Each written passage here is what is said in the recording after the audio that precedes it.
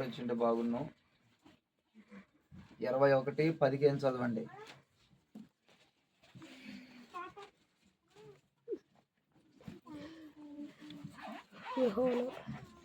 తీసారా? యోహాను సువార్త 21:15. వారు భోజనము చేసిన తరువాత యేసు సీమోను పేతురును చూచి, యోహాను కుమారుడైన సీమోను, వీరు కంటే నీవు నన్ను ఎక్కువగా ప్రేమించుచున్నావా అని అడగగా, అతడు అవును ప్రభువా, నేను నిన్ను ప్రేమించుచున్నాను. అర్థమైందమ్మా చదివిన మాట మీ అందరికీ? ఇప్పుడు యేసు ప్రభు అడుగుతున్నాడు ఎవరిని? సీమోని అంటే పేతురుని అడుగుతున్నాడు. పేతురు, వీళ్ళందరికంటే నన్ను నువ్వు ఎక్కువగా, ఎవరు అడిగిందా? దేవుడు అడిగాడు పేతురుని. అక్కడ చాలా మంది ఉన్నారు, చాలా మందిని యేసు ప్రభు అడగల, పేతురుని అడిగాడు. ఇప్పుడు పేతురు ఏమన్నాడంటే, నేను ప్రేమిస్తున్నానయ్యా అన్నాడు. ఆ మాట ఎన్నిసార్లు అడిగాడంటే 3 సార్లు అడిగాడు. నన్ను ప్రేమిస్తున్నావని 3 సార్లు అడిగాడు.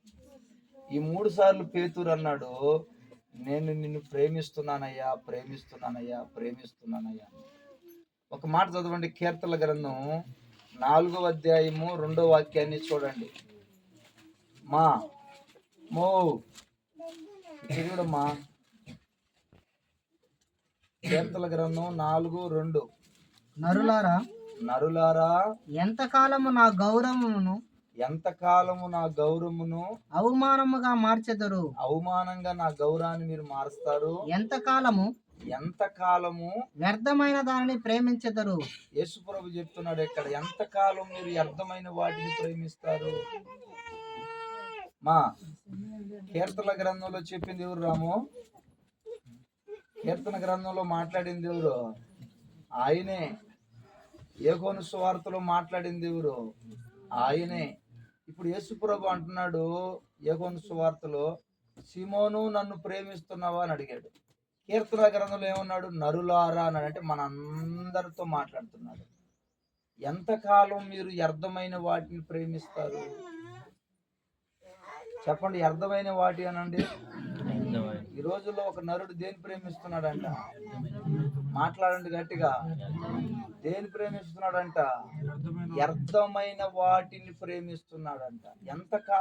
ఎంతకాలం ఎన్ని రోజులు మీరు వ్యర్థమైన వాటిని ప్రేమిస్తున్నారు అంటే దానికి అర్థమైంది. నేనమ్మా మనసు పెట్టిను అంటే దానికి అర్థమైందంటే, నువ్వు వ్యర్థమైన వాటిని ప్రేమించకూడదు, నన్ను ప్రేమించాలి. దానికి అర్థం. వ్యర్థమైన వాటిని ప్రేమించకూడదు, నన్ను ప్రేమించాలి అని ఆ మాటకు అర్థం. ఇప్పుడు మనం ఆలోచిద్దాం. ఇప్పుడు మనం అందరమే పని బాటలు వదిలిపెట్టి, వ్యాపారాలు వదిలిపెట్టి, ఇల్లు వాకిలు వదిలిపెట్టి, టైం ఎక్కువైనా, కరెంటు పోయినా, చీకట్లో అయినా మనం అందరం ఇక్కడ కూర్చొని ఉన్నామంటే దీనికి అర్థం ఏందో తెలుసా? మనమందరం ఎవరిని ప్రేమిస్తున్నాం? అది యేసయ్యని ప్రేమిస్తున్నాం కాబట్టి వ్యాపారం వదిలిపెట్టాం. ఈరోజు యేసయ్యని ప్రేమిస్తున్నాం కాబట్టి ఇల్లు వాకిలికి తాళం వేసి ఉపవాసంతో వచ్చి కూర్చున్నాం. ఇక్కడ మనం యేసయ్యని ప్రేమిస్తున్నాం కాబట్టి కరెంట్ అయినా చెమట పోస్తున్నా ఓపికగా కూర్చున్నాం. అయినమ్మా అయితే నువ్వేం చేయకూడదు? వ్యర్థమైన వాటిని.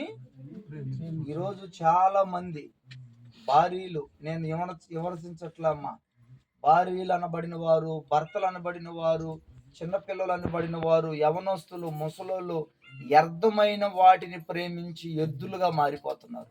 నేను ఒక చిన్న వీడియో చూసి ఇలాంటి చిన్న పిల్లతో సంబంధించి అప్పులు పాలైపోతున్నారు. వ్యర్థమైన వాటిని ప్రేమించి సాక్ష్యాలు చెదురుపుకుంటున్నారు. అయితే యేసయ్య అంటాడు, వ్యర్థమైన వాటిని నువ్వేం చేయకూడదయ్యా? ప్రేమించకూడదు. ఎవరిని ప్రేమించాలా? యేసయ్యని ప్రేమించాలా. ఎవరు చెప్పారు ఈ మాట? యేసయ్య చెప్పాడు. మార్కు పాస్టర్ చెప్పట్లా. మార్కు పాస్టర్కి ఆ తెలివి జ్ఞానం లేదు. వ్యర్థమైన వాటిని ప్రేమించి ఎద్దులుగా మారకూడదు. మనం యేసయ్యను ప్రేమించాలి. మనం అదే యేసయ్య అన్నాడు, సీమోను వీళ్ళందరికంటే నువ్వు నన్ను ప్రేమిస్తున్నావా అన్నాడు. పేతురు ఏమన్నాడు ఇప్పుడు, నిజమే ప్రభువా, నేను ప్రేమిస్తున్నాను ప్రభువా.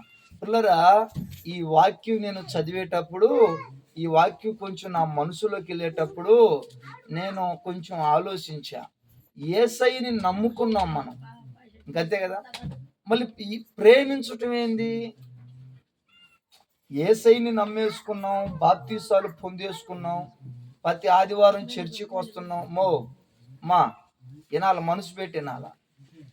మళ్ళీ ప్రేమించటం ఏంది? ప్రేమిస్తేనే కదా ఇటు మనం మందిరానికి వస్తున్నది అని నేను ప్రభు సన్నిధిలో ఆలోచిస్తుంటే అప్పుడు దేవుడు అన్నాడు నన్ను, ఒరే ఎర్రోడా అన్నాడు. ఎర్రోడు అంటే ఎర్రోడా అనండి, అందరు చెప్పండి. ఎర్రోడా అన్నాడు. నమ్ముకుంటే ప్రేమించినట్టు కాదురా, గుడికొచ్చినంత మాత్రాన్ని ప్రేమించినట్టు కాదురా. అసలు ప్రేమ ఎట్టుంటుందో చెప్తాను చూడరా అని నాకు 3 మాటలు చెప్పాడు ఆయన. ఆ 3 లక్షణాలు కలిగి మనం బ్రతుకుదుము గాక.